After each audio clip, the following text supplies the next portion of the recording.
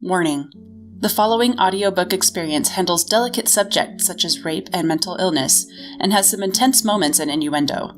It is not intended for younger audiences or for those who may be triggered by these topics. Thank you. Cursed, a story by Fluff Dragon. Part 3. He's in mourning, Princess. What did you expect? And I'm not?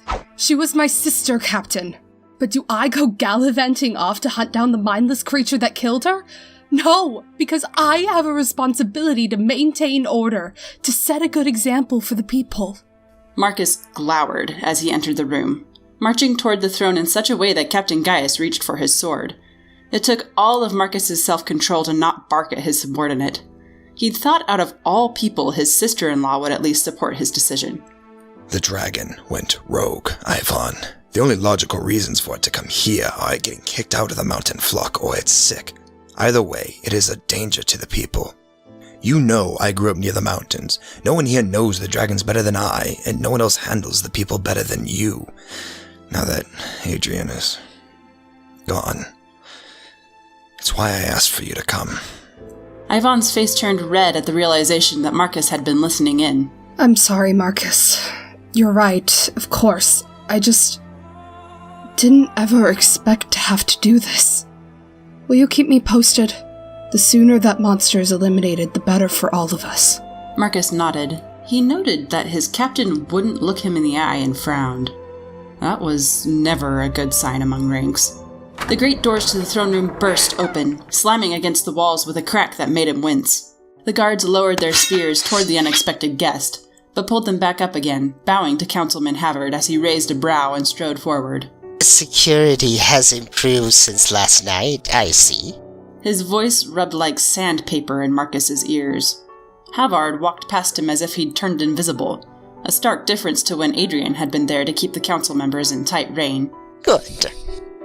Havard, you look more glorious than ever, my dear.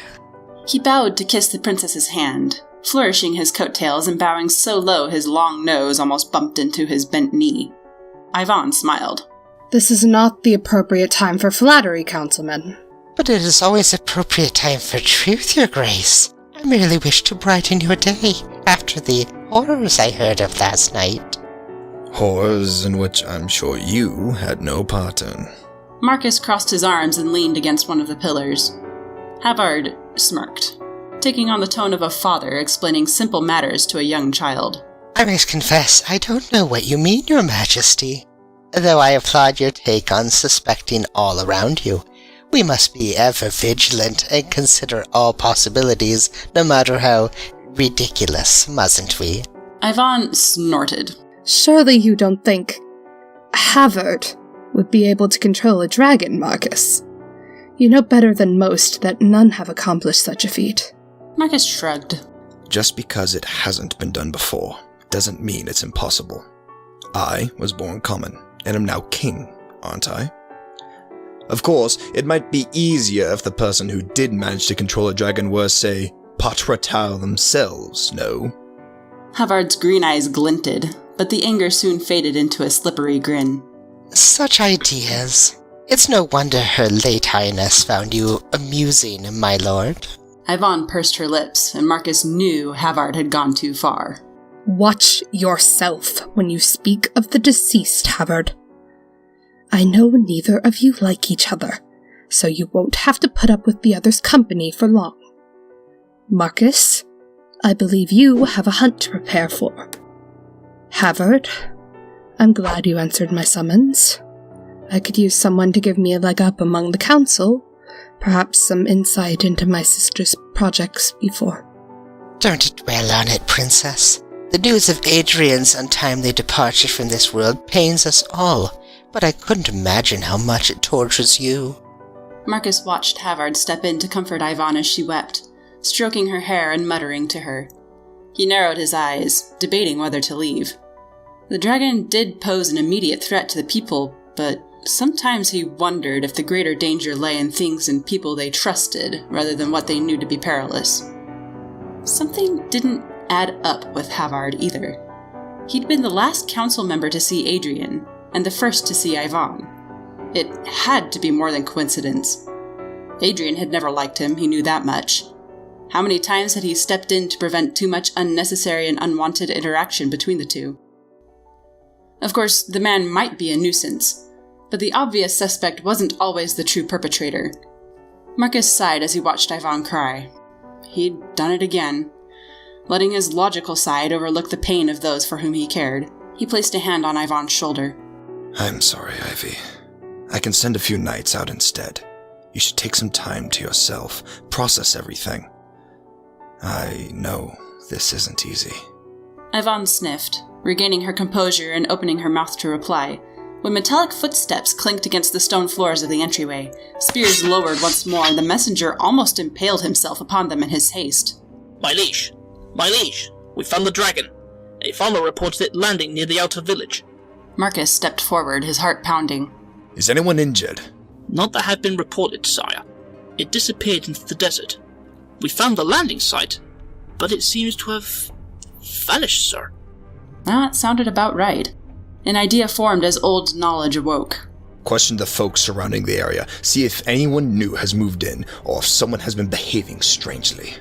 The soldier bowed and clanked out of the throne room. Markus turned to his sister-in-law.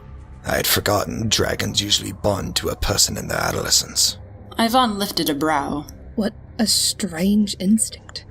He shrugged. No one knows why. The people they bond to have never told us, and no, they still have no control over the animals. Some kind of cult secret, I should think. Ivan eased into the throne, though she looked uncomfortable in it, and checked to see Markus's reaction.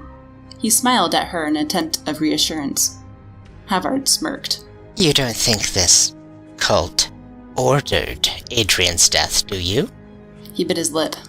I don't know. Havard scoffed.